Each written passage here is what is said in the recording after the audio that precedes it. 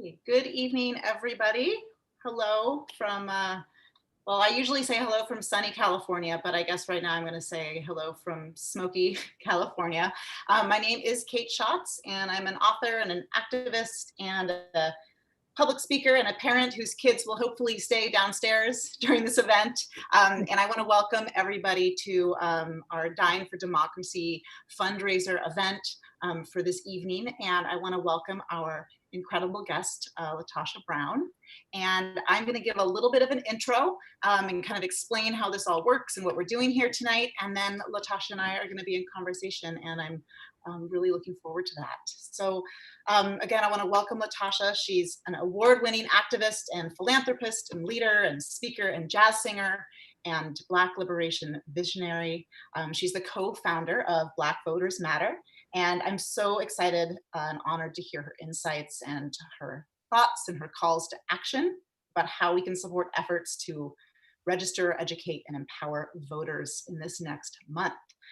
Before she and I get into our convo, I just wanted to say that we're here tonight to eat and drink together virtually. And this is brought to us by Dine for Democracy. And Dine for Democracy is an organization that brings people together to support free and fair elections through the joyful act of sharing food. So we have a lot of restaurants participating tonight who are going to be donating proceeds from their sales tonight to 5 critical voting rights organizations. And Dine for Democracy has been working all year to raise money, and all of the funds from tonight, so that what you paid to participate tonight and anything that you want to donate in addition, it all goes directly to 5 grassroots organizations that Dine for Democracy has been supporting. Those organizations are Black Voters Matter, the Alliance for Youth Action, Mi Familia Vota, the Montana Native Vote, and Woke Vote. And again, we have Latasha here tonight to talk about Black Voters Matter.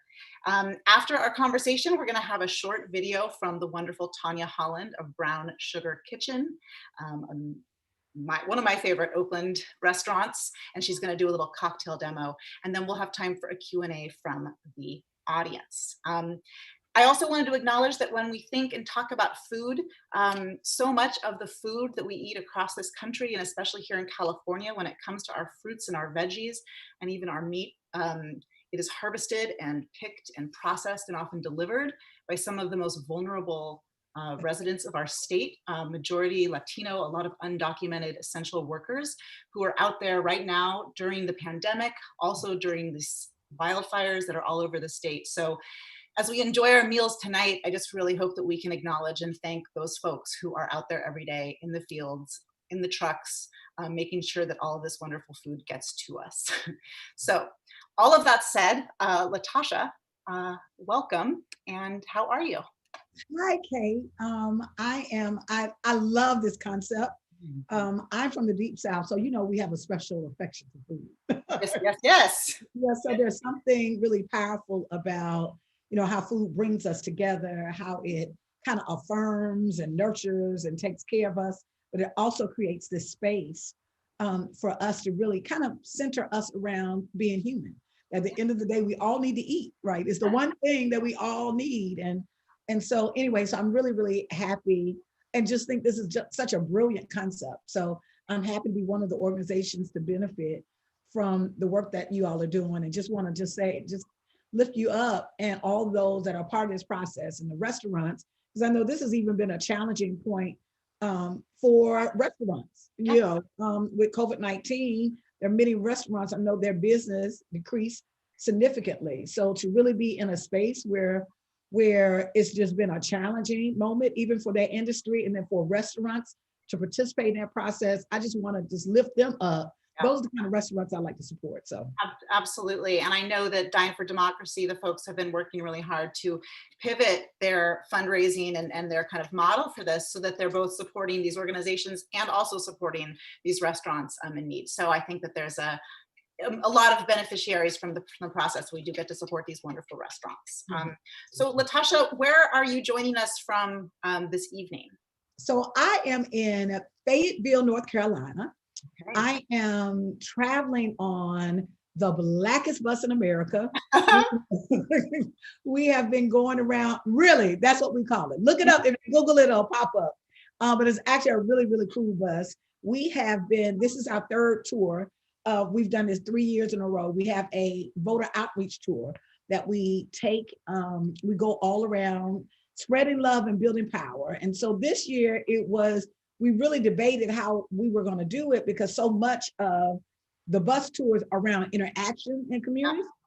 But what we did is we found creative ways that we were still going to interact in a way that was socially distant, that we wouldn't try to get large rallies and large crowds, but at least let our presence be known and really be able to connect to the folks who are still trying to do this work in a real, real difficult kind of circumstances and situations. And so we kicked off what we call our third tour, which is the We Got Power Tour. Okay. We kicked off in Atlanta in Georgia on Friday, traveled to Pennsylvania on Saturday and Sunday. Saturday was Black Voters Matter Day, so there were like 7 events happening all over the city, and in Pittsburgh. And then on Sunday, if anybody has ever been to Pittsburgh, you know that nothing happens in Pittsburgh on Sunday if the Steelers are playing. So we had to create everything centered around, yes, the Steelers, right? So what we did is we had a tailgate, an outdoor tailgate party, so we could have socially distant, and it was wonderful. We had over 700 people to come through, right? We didn't have a large crowds. People came through and waved and fed their families. Then we went to Ohio. We've been in Ohio the first 3 days out of the week. We were in Ohio. We went to Cleveland. We were there for the presidential debate. And then in the last 2 days, we've been in North Carolina. So we're in North Carolina yesterday, today, we're in Fayetteville, and then we're going to South Carolina this weekend. So we're making our runs. We are going to be on the road for the next 35 days. This is a critical election.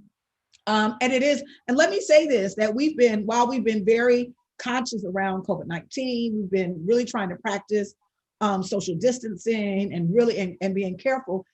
A couple of months ago, when we went to Kentucky, because there was a critical election happening in Kentucky around the primary, it was literally my first time going out to any kind of real event. I caught COVID-19, and it was not fun.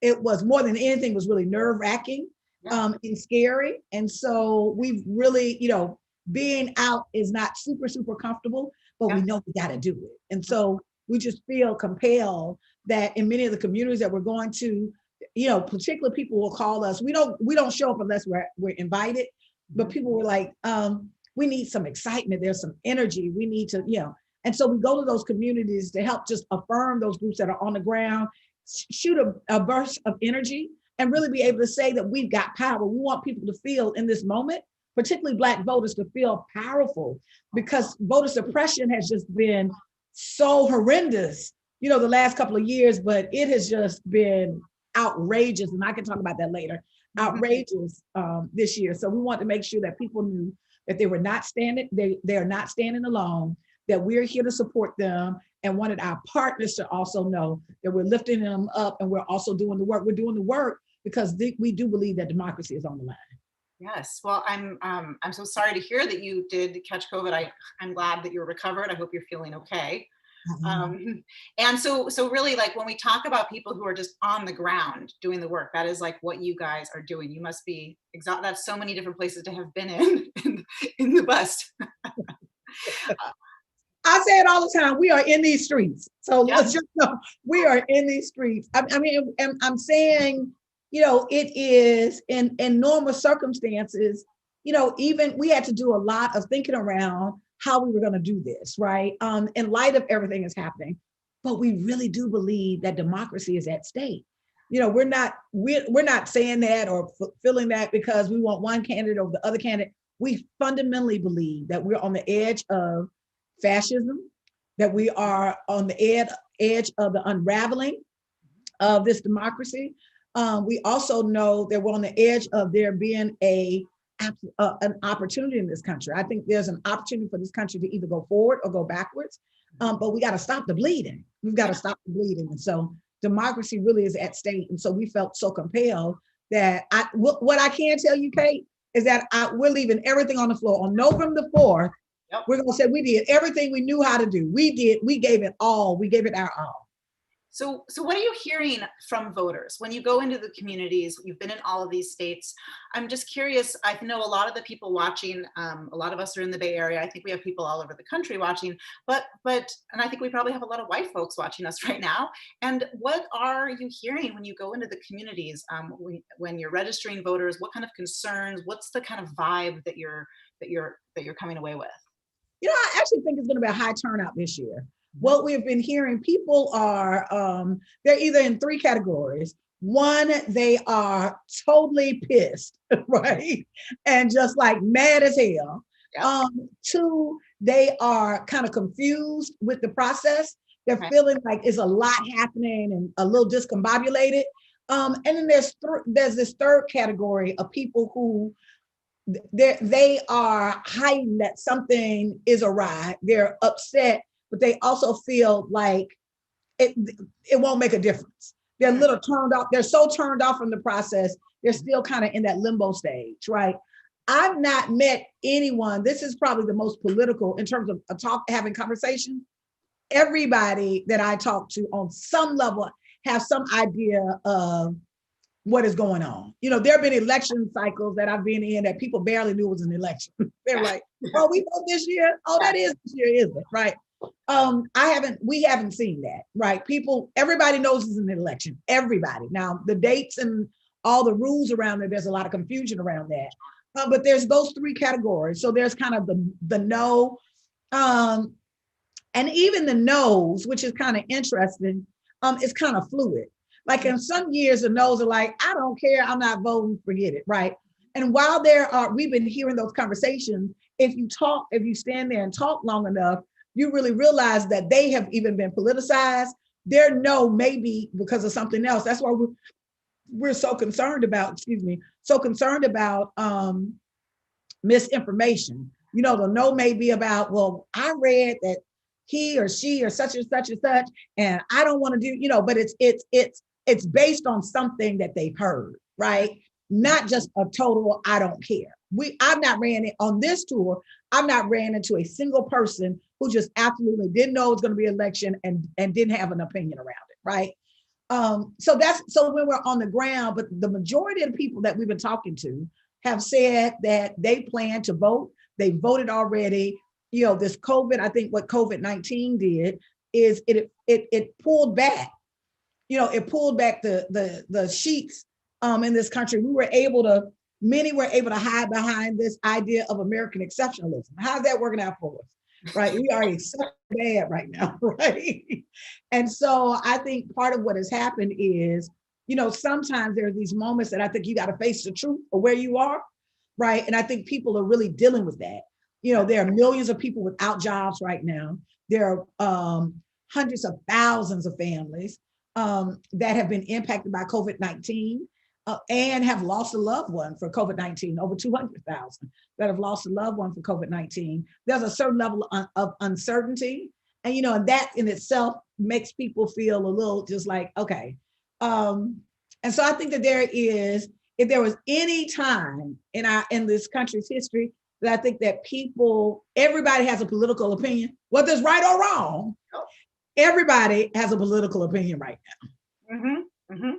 So I'm curious, when you are talking with the voters who maybe have that misinformation or a no or checked out or, not sure, what are some effective strategies that you find for turning that no into a yes? So, part of, I think, what the process has been, 45% of people in America don't vote consistently in an election. So you got half of the country not voting. How can you sustain or have a robust democracy when half the country is not voting? You can't, right? And so part of the reason why I think that has happened for a variety of reasons. One, I think how we center the focal point. We make elections be about either the political parties or the political candidates. And so when we're talking to people, instead of it being about the parties or the candidates, we say it's not about the parties or the candidates, it's about you. And so we shift the focal point to be actually the person. And oftentimes, like if we're talking to someone that was like, well, I don't want to vote because I don't think my vote matters, my vote matters. And we'll say, but you matter. Mm-hmm. And fundamentally, because you matter, we want to hear what it is that you care about. And we shift the conversation to start talking about voting and try to evangelize them to be a voter and just quite frankly, listen, ask them, what is it that you care about? I've never met a person that didn't say something that they cared about. And then normally when you engage in that conversation about what they care about, I ask, well, tell me what it is that you would like to see. You know, what would you like to see different around it? And then they will share that. If you are able to make the connection to how it is the thing that they care about can be impacted by their voting, that has a different kind of significance for them. Instead of just saying, oh, just vote, you know, I think just vote and it's going to solve everything. You know, the three things that I think are gross mistakes, and I think the way that we approach it, one is we're honest with people about voting. The truth of the matter is every single person that's watched this right now has actually voted and felt like that. We have voted for somebody and felt deeply, deeply, deeply disappointed, right? Some of us have voted for people that we didn't like, right? And wanted a better choice. Mm-hmm. Some of us have voted for folks that we knew that were not aligned with our strategy, but they were the best of the two choices we had. Let's be honest about that, right? And some of us have voted for people that we were excited about and saw very little change in our community. The bottom line is when people are saying that to us, instead of us trying to shame them or be critical or to evangelize them, we actually affirm, you're not crazy. I understand exactly why you feel that way. Because guess what? I felt that way too. Sometimes I feel that way. So what you're saying, what we do is the first thing we do is we affirm that we hear them, we understand their frustration. And then the second thing is we actually tell them, I think is have the authentic conversation in that yes, you're right. Voting is not the panacea that is going to be the end all and the be all is going to solve all our problems, right? Nobody should be telling you that because it's not true, right? And yes, you're right. This is a system that is deeply flawed, and it is a system that is rooted in racism and sexism and homophobia. You're absolutely right. But it's also a system that, if, at the end of the day, while it is not the panacea, what aspect of your life is not impacted by politics? Name one. You can't even die and your family get the insurance policy without producing a death certificate. So every single aspect of our lives is impacted by politics. And so then we ask that even in that process, when we're thinking about that process, that, you know, at the end of the day, if anybody is making a decision about you, don't you want to be a part of that decision-making process? Because if anybody's making a decision about LaTosha Brown, I need to be a part of that decision-making process, right? And so we're honest with them of saying that, yes, it is not the panacea and the end all and the be all, but it is certainly limited, but it is a measure of power. And if we are trying to advance in our communities, if we're trying to change, if we're trying to impact decisions that impact our community, then we can't afford to leave any power on the table. So it's, and oftentimes I'll even give analogies like a basketball game. I was like, okay, so you know, there's two teams that are playing. That your opponent has, the referees are on their side. They have a home advantage. You got a couple of seconds left in the clock. Your team is down. What you gonna do? Just go sit on the sidelines? Like, well, they gonna do what they want to do anyway. No, you know what I'm gonna do? I'm gonna go hard in the paint and try the best like I can. Matter of fact, I'm gonna work harder to win. Right, knowing that I've got those other elements. And so we get people to really understand that this isn't really about just participation, this is about power. And there's so much effort that has gone on to suppress the vote because there's a small group of bad actors who know this is about power. The challenge, I think, is oftentimes people who are doing this work do not make the connection to vote and voting and power. We have a conversation that's based on participation. Oh, this is what you need to do. This is what you're obligated to do as a citizen. At the end of the day, that's one conversation, but have a conversation with somebody that's talking about power, right? That's a different kind of conversation. And like Cliff Albright, who is the co-founder of Black Voters Matter, and my work partner, he says it all the time, power is not a dirty word. You know, fundamentally, we're centering the conversation in a different kind of paradigm that's different.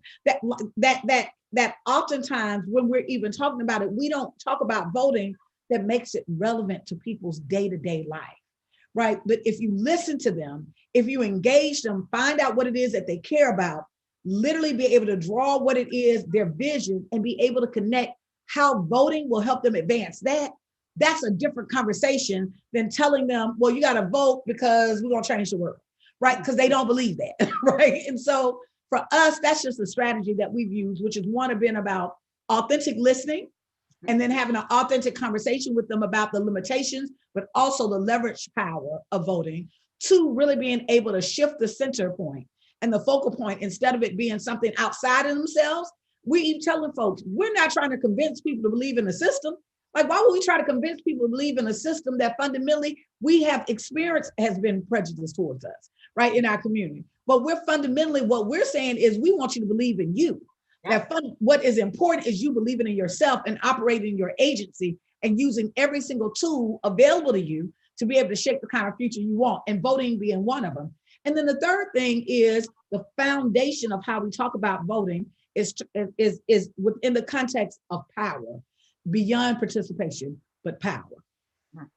So, speaking of power and voting, we know that Black women are the most reliable voters, voting base for the Democratic Party, right? That is a lot of power right there. I'm curious to know your thoughts on the best ways for people to support efforts like yours as we get closer.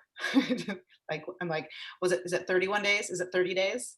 It's 32 days. Okay. So, but when you're, one of the things you're saying about building power beyond participation makes me think about how, again, the organizations that Dine for Democracy is focusing on, part of what they've been trying to talk about is that this is not just about this election, right? Building political power in marginalized communities, building Black political power it doesn't stop with the election, right? So supporting organizations like yours, you are doing this after November 3rd. Like, the bus doesn't just park and everybody just goes away, right? So, and when we invest in organizations that are on the ground doing this community work, again, it goes beyond just this election cycle. So I wanted to hear your thoughts on both strategies for supporting work like yours in these next 31 days, right. And then beyond that as well.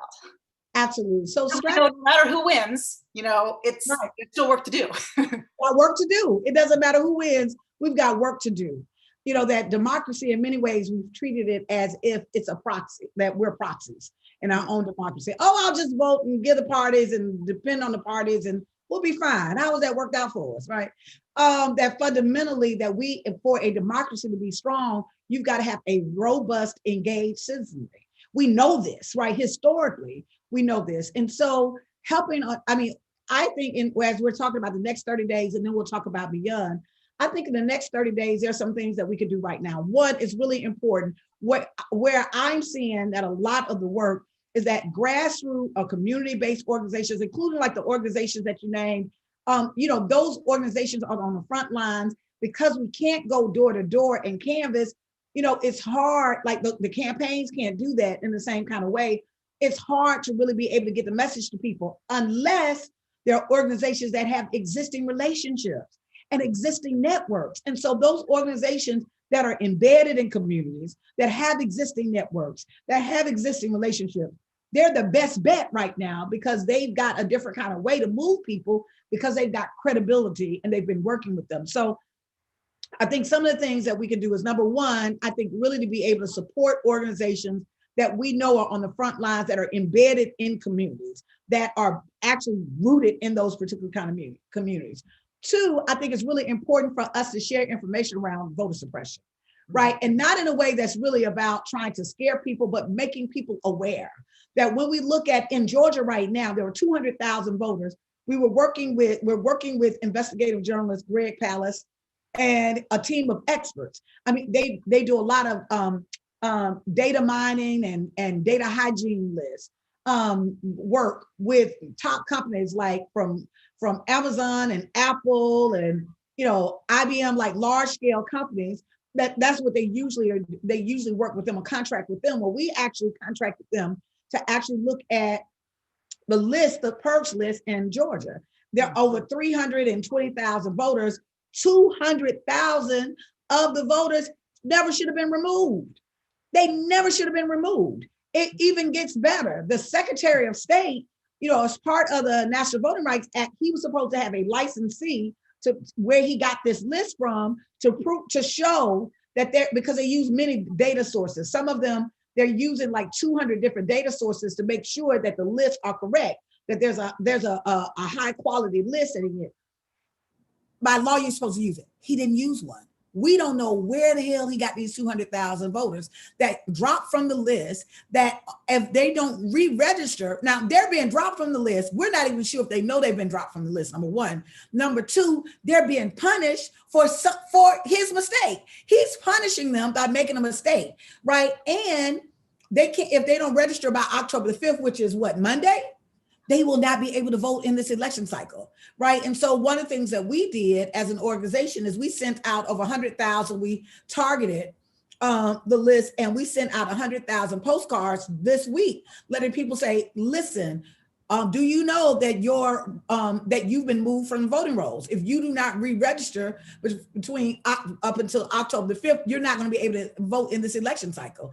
In addition to that, we've also put pressure on the Secretary of State, and we sued Georgia in a lawsuit in Georgia and in Alabama. We've been putting pressure on the Secretary of State to restore their names immediately, right? And we're still in that fight. We're still in that struggle. I'm saying that I think it's really important. I raised that. The same thing in Wisconsin. In Wisconsin, the Supreme Court heard a case just this Tuesday where a small group of folk, bad actors, I'll just say this, that were have been forcing the state to drop 128,000 people from the voting rolls. They're disproportionately African-American. You can literally look at the census tract, and it's almost like they just took them straight from the same census tract, right? Of African-American voters and students, right? In this state right before the election. And they're actually suing the state to force the state to drop them from the voting rolls. Can you believe that? It is insane. Since 2014, 33 million people have been dropped from the voting rolls. Some of that has been through attrition and death and other things, but there's a sizable number of those folks who never should have been removed. The bottom line is democracy. I'm not trying to, make people be in a space of fear, but we need to know what's going on and what time it is. There is a concerted, organized, coordinated effort in this country to steal these elections from the top office all the way down. And by doing that, through voter suppression. So I also want to say the second thing is that we've got to talk more about voter suppression. We've got to put pressure on your representative, on your senator, like literally saying this has to stop. Even if there's someone that is friendly and kind to our community, we have to elevate this as an issue, because I do think that is the single largest threat to democracy right now is voter suppression. So that's the second thing. The third thing I think is really important is around, we were saying the 5 Friends Pledge. Well, we're 30 plus days out, a little over 30 days out. Right now, I say it takes 10 to win. So at this point, everybody that's looking at this, you have officially been deputized. Oh. That you're not only responsible for your vote, because I know you're going to vote anyway. If you're at a Dine for Democracy event, I feel pretty confident that you're planning to vote. Yeah. But what I need you to do is I need you to get 10 to win. So make your list down. We need 10 people, and not just your 10 people that going to win. You got to deputize them too, right? We've got to do, y'all remember Kate, the pyramid, those little pyramid, we've got the pyramid works, right? For some folks it works. I never was able, I tried and I failed miserably. But at any rate, I think that we've got to literally be able to multiply ourselves right now. So it's going to it takes 10 to win. So take responsibility for 10 people to make sure, everybody that I talk to and I see on the street, I ask them, are you registered? Have you voted? You will be amazed at people that you will run into that really just haven't been engaged around it. So just see yourselves as being activated. You are an official Black Voters Matter ambassador. And so take 10 to win. The fifth and the final thing that I'll say is I think it's really important that as we are voting, that we're voting early. We're voting early, and we've got to really create a culture around how important it is to vote, right? Not just even from a place of fear, because I think sometimes, what dominates the conversation is, oh, how bad this is. And while that we certainly have some challenges, we need people to feel powerful and feel a sense of hope, it is more of us in this country that believe in democracy than those that are trying to dismantle it. We've got to say that. There are more of us, right? There are more of us that want to move past this, I believe, this racially divisive, fascist kind of space that we're in. There are more of us. Yes. But we sometimes what we do is we create these false equivalencies, and it feeds further into, let me tell you about why you got to have hope. I am sitting here right now, Kate, talking to you. I'm a Black woman from the deep South, from the state of Alabama. If it was up to a whole bunch of people, I wouldn't even be here today. Right? If it was up to a whole bunch of people that my ancestors did not listen to, right? They didn't even have enough foresight to even see my humanity or recognize my humanity. But yet here I sit. Yet here I am running an organization that is literally engaging hundreds of thousands of people in the process, because there was somebody that in the midst of us being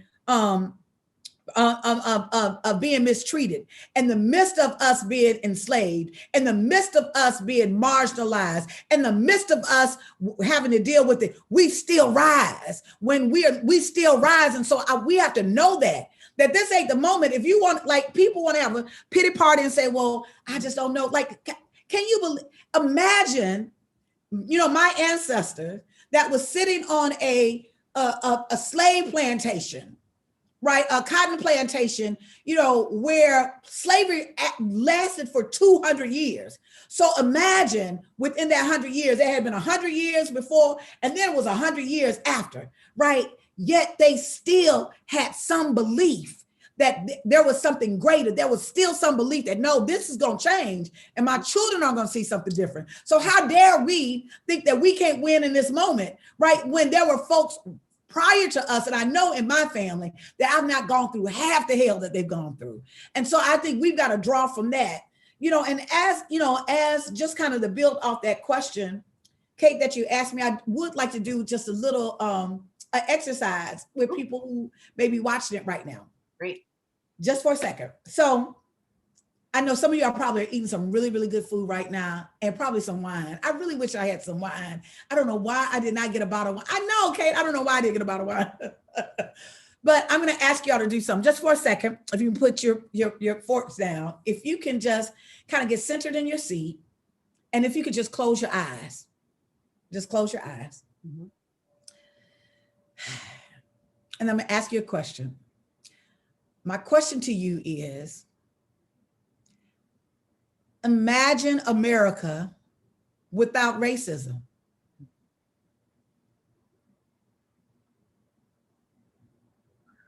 Now open your eyes. I do this all over the country. I've done it when I taught classes at Harvard, when I am on in the community center. I did it on the basketball court the other day. Almost 99.9%, it's very, very rare, of the people that I talk to can't see anything. When I ask them that question, they're not able to even imagine that racism is such a part of the fiber of this nation that they're unable to see anything different, right? But I'm raising this, and I'm raising this as a point. What around you, just look around you. I look at the cell phone, this bottle of water, this makeup. I was gonna try to put some eyeshadow on, but it didn't work, Kate, before the call. All of those things were first created in someone had to envision them before they brought them into being in the world, right? Steve Jobs envisioned this, or whoever worked for him envisioned this, right? Someone had to envision that, Kate. That, what is that? Little AirPods, AirPods. Someone had to envision that. Mm-hmm. They sketched it out, they drew it out, whatever the case may be before. I'm raising that because how is it, will we ever eliminate racism when we have not even formulated a vision in our mind of what America would look like without it? Mm-hmm. And so given that, what I'm going to do is I'm going to have another exercise for you. Real quick. Put your forks down real quick. So if you can close your eyes for a quick second. Now, my question to you is, what is your radical reimagining of America? The America that you want, the America that you think that her citizens, the people in this country deserve. The America that honors humanity. The America that people are free to love who they want to love and be who they want to be. Now open your eyes. How did that feel, Kate? Feels so good. It felt good. Yeah. Mm-hmm. Yeah. The best I felt all day. I wanted to do that exercise because, you know, I want us to really think as visionaries.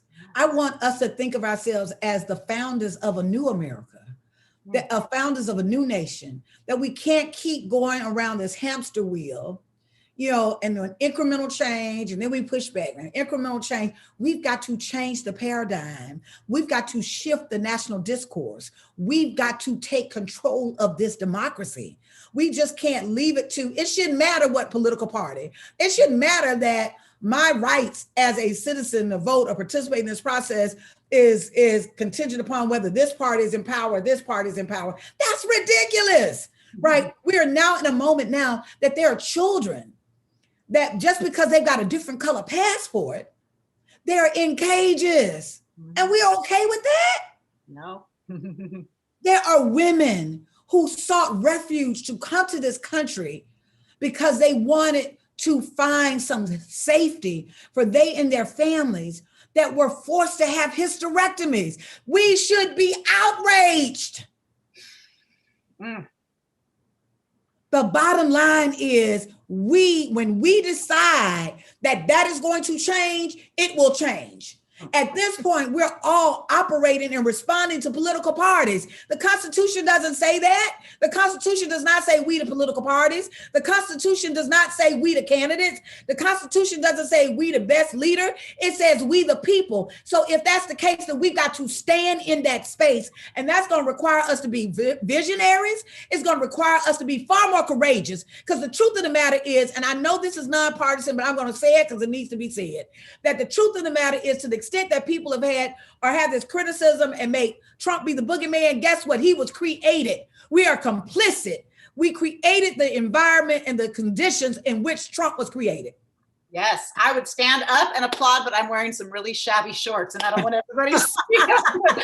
I am standing ovationing you. That's true. We've created that. Mm-hmm. And it's interesting because there is a false narrative that I do think that we have to talk about, even with racism. There's this belief that racism only impacts people of color, Black people. The bottom line is, the reason why America, the wealthiest country in the world right now, has a piss poor healthcare system when you put it across the board, is because we've allowed structural racism to literally be able to unravel those conditions and those systems that could really make it stronger. And so now we find ourselves that we realize, oh, those rural hospitals that closed because those states didn't expand ACA, guess what? White folks live there too. And so I raise this because we have not connected that how racism has literally been a weakening every single system in this country. Now, it doesn't impact us the same. That is not what I'm implying. But what I will say, that the overall impact on the system, that America can never be great as long as racism is a fundamental root and foundation in this country. Until we uproot this, that we'll be always operating from a place of deficiency, of not tapping into the brilliance and the power of love and the power of humanity and the connectivity of humanity. Whenever we've seen that, whenever we've risen in that kind of way, isn't it better? I mean, I'm just like, it's always better. And so I just hope we understand that on some level, racism is keeping all of us stuck. Yeah. White supremacy really hurts white people too. Yeah, that kind of hurts white people too. Yeah. Right. And so I'm just hoping. I know everybody was like, I'm having a dinner. Like, no, I don't know if this is a dinner conversation or not, but I do fundamentally believe that since we're talking about dinner and food, that love is the ingredient that makes everything taste good. But love requires us to be courageous. Yes, it does. Love requires us to be truthful and honest. Yes, it does. So we kind of commodified love to be the feel good whatever, right? Yeah. You know, it is, Kate, this is a little off the subject, but it's just a lesson that I got. I was, I was dating this guy a couple of years ago, and we had dated for maybe about 6 months, and we had never had an argument. We had never had a disagreement, never had an argument. And so we had this day, and it was something silly. I can't even remember what it was, but we wound up having this argument about something really, really silly. I think it was a movie. I believe it was a movie we went to see Crash, and we had two different perspectives, and it was just like a knockdown drag. I was so frustrated with him. But the bottom line is, after we had this argument, I was devastated. Like, I was like, oh my God, I can't believe we argued. I thought we would never argue. And I remember, I'll never forget this. He was real comfortable. Like after he was real comfortable. And it wasn't like an ugly argument, but it was an argument. I had just had this thing that we had this perfect relationship because we had never argued. And so now here we are 6, 7 months in, and we had this argument. And he said, after we argued, he was like, I don't understand why you were so upset about that. He said, you know, and I was like, why? He was like, don't you know that creates texture? And I was like, what do you mean it creates texture? He said, the truth of the matter is we've broken through the facade. He's like, and it was really funny because he said it was a joke. He's like, we're in a real relationship. And I was like, no, don't say that. But I understood what he was saying. His point was, and then he even went on to say, there's some level of trust that we built up so that now you share your real feelings about this issue, and I share my real feelings about this issue. It was difficult and tense to work through it. And even in that argument, I mean, in a matter of seconds, you know, this is someone that I got along with and still respects tremendously. I respect him tremendously, right? But it was really interesting. It was in that tension and really being able to have that trust and in that tension that we really got to a place of truthfulness within our relationship. And so I say that I think that's the same thing that when we're looking at this country, right? You know, that right now, this is a painful moment for many of us, right? This is a very painful moment. But where there's great pain, there's great possibilities. And so even in the midst of the pain, right? When I think about, and I share this all the time, when I think about how coal under extreme pressure over time becomes a diamond. All a diamond is, y'all, is a piece of coal, right? That over time, under extreme pressure, right, it becomes a diamond. All glass is sand that's been compacted under pressure, and it becomes glass. Yes. We know diamond and glass because both of them have extreme clarity. They're complete translate. Like you have clarity. And so what if we take the pressure of this moment, just like the coal does, and like the coal transforms into a translucent, a space of clarity. What if we take this moment of pain around this racial division, right, that has been brought to the forefront, around the inequities, around the all of this hatred we have, this country has spewed towards immigrants and others and otherizing people. What if we take the pressure of the pain of this moment and literally allow it to transform us where we have clarity, clarity of where America needs to go next? What if we take that? So instead of saying, oh yeah, let's just go back, because let's be honest, like America wasn't perfect pre-Trump now. I know we've created Disney World, right? But it wasn't, right? And so my point is, aside from that, and I'm so moving beyond the partisan conversation, this is really a fundamental conversation about what is our radical reimagining of where we're going to go in this country and how we're going to use this moment to propel us to get there. Again, I would stand up if I didn't have these. You know, you only have to dress from the top.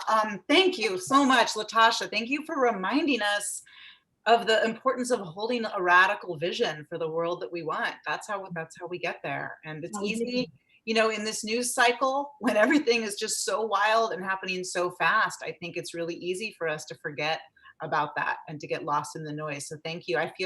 Honestly, I feel like more grounded than I have for a while in talking to you. This is, I could listen to you all night. Thank you so much. We're gonna give people a little another little dose of wonder from Tanya Holland, an incredible chef, and she's going to show us how to make this delicious cocktail that I'm drinking. I was like, is this a weird segue to have a cocktail video after that incredible inspiration? But I actually think it works. I think it works. So I'm going to share the screen, and then after that, we'll come back and we might have time for like 1 or 2 questions from the audience, and then we'll let you go to sleep because you are working hard and you deserve it. So here I go. I'm sharing my screen, and I'm putting this on, and I'm hitting play. Hello, Tanya here, owner of Brown Sugar Kitchen. We're really excited to be part of the Dine for Democracy community and this evening's Dine for the Vote. Thank you, Dine for Democracy and City Arts and Lectures, for putting on this event. And together we can call the attention to the importance of voting. I can't stress enough how important it is that we all get out and vote at this year's election. The relationship between bringing people together over food, to dine and to vote is amazing. I'm thankful to have my platform in Brown Sugar Kitchen to make my voice heard on important issues surrounding justice and equality for all. Vote with your dollars by supporting restaurants within the Dine for Democracy network. Let's virtually raise our glasses and toast to democracy and food. I hope you enjoy my recipe for the blackberry gin shrub cocktail. Cheers.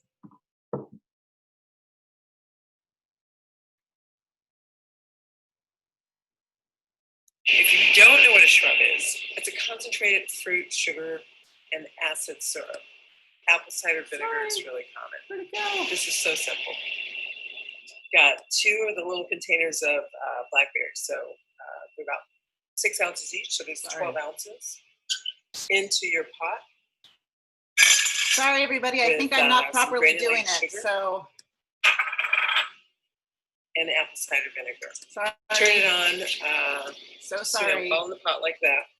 Sorry, folks. I think I really screwed that one up. Sorry. Trying to figure it out. Stop share. Okay.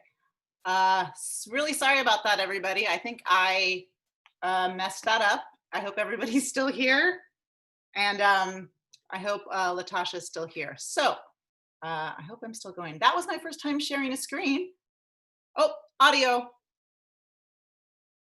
Yes, I'm here. I think I messed that up. So that was now I know how my kid's teacher feels trying to do everything on Zoom and messing up. So I might try that again at the end. But apologies. I think everybody just got to see me look down and look at my phone. And thanks for everybody who texted me to say, "Hey, you're not sharing your screen." We're all learning here. So anyway, since we have just a little bit more time with you, Latasha, and I will try to share that again at the end, I wanted to ask you again, in addition, so I mean, I think you laid out like some pretty incredible ways that people can like really make a difference. I wondered, you know, a lot of people that I know are doing things like text banking and making phone calls. And I'm wondering, like, when you're out in communities, do you feel that that's a good, you know, does that feel like an impactful kind of action for people to be taking? Absolutely. Absolutely. I think at this point, I think any kind of form of kind of direct contact and communication and person-to-person contact makes a difference. You know, sometimes people need to know that folks care, they're thinking about them, that they care. You'd be amazed at how excited I've had someone to have a postcard and say, "Look what I got in the mail," right? You know, it's affirmation. And I think right now people are lonely. In many ways, some folks feel isolated. So I think it's actually more important now than ever.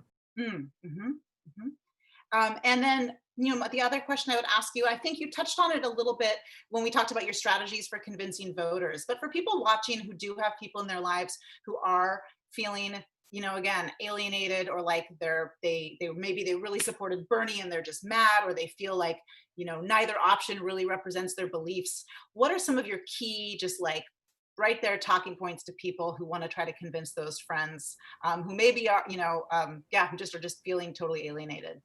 I know this is going to sound counterintuitive, but I promise you this is the tactic. It's not trying to convince them, it's listening them. that part of what happens is we don't listen to what people are saying. And so when you actually authentically listen to people, right, you create a different kind of space to have a conversation with them, right? If your approach is just to kind of convince them, it's kind of like, you know, it's kind of like when we go to buy something, the salesperson that's just like I just got to tell you to buy this. There's something about it that's just, you know, every once in a while it works because you just want to get rid of them, right? But but when you're going and there's something that you're seeing that they're talking about and it's drawing you in and you feel like you're a part of the process, there's something with that. And so I'm saying that because I know it sounds counterintuitive. It's like, what is it that we need to say, the magic stuff? I think there's three things. I don't think there's any magic line you can say. I think part of it is helping to draw out from them what they care about and literally connect that with voting back to them, right? So I think that that's one way. The second way, even in terms of even doing that, is when folks said, well, the system is essentially flawed, it absolutely is. Don't try to support something that you know is not true. Like, it's literally like, yes, it absolutely is. But the bottom line is a decision is going to be made. People understand that. Like, a decision is going to be made. It's the same thing. The other day, I used this example with someone. I was like, well, have you ever worked somewhere? He's like, well, I don't like either the candidates. I said, I understand. I said, have you ever worked at a job that you didn't like your boss? Like, absolutely. I was like, did you ever work a job that you didn't like your job? Absolutely. I was like, what did you do? Did you get your check? Absolutely. Exactly. At the end of the day, you were at your job, right? Because your goal was to make your check, right? However, the conditions were not perfect, but you still went and got your check. And so we've got to see that and be honest with people about the political process, that yes, you're right, that this system is deeply flawed. And you're right that you may not see the perfect candidate right now, right? In whatever it is, if it's if it's a city council, whatever the case may be. But there's two things that you got to think about. Number one, a decision is going to be made, right? And the bottom line is, would you want that decision? Would you not want to have some influence on that decision? So at the very least, you may not get exactly what you want, but you do have to make a decision around what will reduce the harm happening to you. And so what I have found is when we talk to people about their own agency and being honest with them, that it's not like I don't have three talking points that are like the one size fits all, because I don't think it works that way. Yeah, that's true. The reason why people are not voting is because of a couple of reasons. Well, I said the reason, but there's a couple of reasons. One, the most solid reason is they feel disconnected, unheard, and powerless. Mm-hmm. And so in your conversation, if you could reverse that to help them to feel heard, to help connect them to their power, remind them that they do have some power and some agency in this process, and to help connect the dots for them on seeing how they operating their agency can actually impact that decision. Now, it may or may not work, but I can guarantee you they're going to think about it. It's going to get them closer there. I think sometimes we're so busy trying to get people to accept what we want them to accept. Yes. Mm-hmm. Right, that we lose a real opportunity to really engage and hear them. We have it on videotape. I've got all kinds of examples of where literally there's one video that we have in Tennessee that the guy said, well, I'm not interested in voting. I'm not trying to register. I'm like, just this was he. And we said, well, okay, that's fine. I was like, tell me a little bit about Chattanooga. What is it you care about? We have a whole conversation. We literally just listen to him. Right. And then we connected to him. We literally connected the thing that he cared about on who made the decision. Right. And so, and in voting, if you voted, if you don't want to see the DA, guess what? The DA is elected, right? Y'all can move the DA out of office. And so in that conversation, he was like, okay, I really don't think I ever thought about it that way. Literally, he said, we never brought voting back in again. You know what he said? He was like, where y'all paper? Where that paper is, I want to register. We have that all the time because the connection is people are not voting because they don't feel powerful. They feel powerless, they feel unheard, and they do believe this disconnect. And so at the end of the day, we're not trying to convince or evangelize them to believe in a system that they know inherently is flawed, but the power is getting them to believe in their own power. If you can get a person to believe in their own power, you can get that person to operate in their agency. If you can get people to operate in their agency, people will make decisions and be an active part of the choices that they make, the decision-making process of choices that are made about them. So to me, that's the key. That's the other way is transactional. We're trying to transform for people to really think differently about their agency, about their choices, and say to them, like I said to you all, to say to them, you're absolutely right. That's why we're doing the work we got to do now, but we're also envisioning new systems. You know, you said at the start there, you said this may sound counterintuitive, but you got to listen. I honestly think that's some of the best advice I've heard for a while. And I'm just sitting here feeling like, yeah, duh, that is so obvious, but it's also not. There's someone, I have someone in my life who's not registered to vote, who's been real resistant. And I've been thinking, how am I going to convince him? How am I going to convince him? And that mindset, I'm realizing just listening to you, I want to shift that. And I need to start with listening to why that is. So thank you. That is some real wisdom. I really actually, you know what, listening is has been one tool that's actually changed my life in terms of doing this work, right? There's I went through that incident years ago with someone that I just didn't listen to.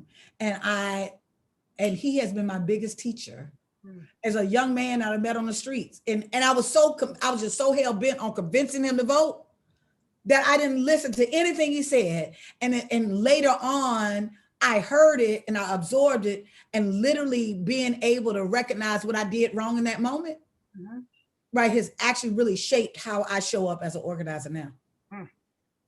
Wow. Thank you so much for all the work that you're doing. So I want to remind people that they can still donate down at the bottom of the screen. There's going to be a way to donate, and we can find Black Voters Matter online, on social media. And again, when you donate money to this organization, when you donate to Dine for Democracy, that money is going to, I'm assuming, put gas in that bus to fund this tailgating party out there for the community, right? This isn't like going to a gigantic nonprofit with 1 million employees. That is going directly to people on the ground doing this work. So again, when you donate to Dine for Democracy, it is going to Latasha and her crew doing their work. It is going to Mi Familia Vota. It's going to the Alliance for Youth Action, Montana Native Vote, and Woke Vote, folks who are on the ground building community and building power. So thank you so much, Latasha. Thank you. It's an honor. I'm so grateful for everything that you're doing. And like I said, I don't know. I hope other people feel as lifted up as I do just listening to you. I think, yes, you all, when we work together, we win. You know, well, the first thing I did right was the day I started to fight. Keep your eyes on the prize and hold on, hold on, hold on, hold on. Keep your eyes on the prize and hold on, hold on. I'm from Selma, Alabama, and the people that sang that song on the Emmett Pettus Bridge did not have government on their side. They didn't have money, but what they had is they had a song in their heart. They had the faith and the belief that they had their humanity. It was worth fighting for and being recognized, and they changed the nation. This is our moment. That instead of us looking at this moment as gloom and doom, this is our opportunity, y'all, to get on a path to get it right. Thank you so much. I knew that you're a singer, and I was thinking maybe I'd ask you to sing, but I didn't want to put you on the spot. I'm so glad you did. So folks, thank you again. And I'm sorry that I messed up that video. I practiced it earlier and everything, but I'm gonna, that was from Tanya Holland teaching us to do how to make a cocktail. And you can check out her restaurant, Brown Sugar Kitchen. Again, Latasha, we can find you on all of the social medias. All the social media is Ms. LaTosha Brown, MSLATOSHA Brown. Please follow me on Instagram. My niece said that I don't know how to do Instagram, and I'm going to show her that I know how to do Instagram. I told you, we're all going to follow you, and we're going to support your organization. And my organization, Black Voters Matter Fund.org. So Black Voters MTR, we're active on all social media platforms. We're doing updates every day. We'll be on the road. We're saying we are in these streets for the next 35 days. We're supporting by the end of this month, we will be actively supporting and investing in over 300 organizations in 11 states. So thank you. Please join us and check out the work. I raise my glass to you and to Dine for Democracy and to all the incredible work that people are doing out there. It's not just about voting, it's about so much more than that. So thank you, Latasha, and thank you everybody for tuning in. Thank you, City Arts and Lectures. And I am going to have us end there. Thank you so very much.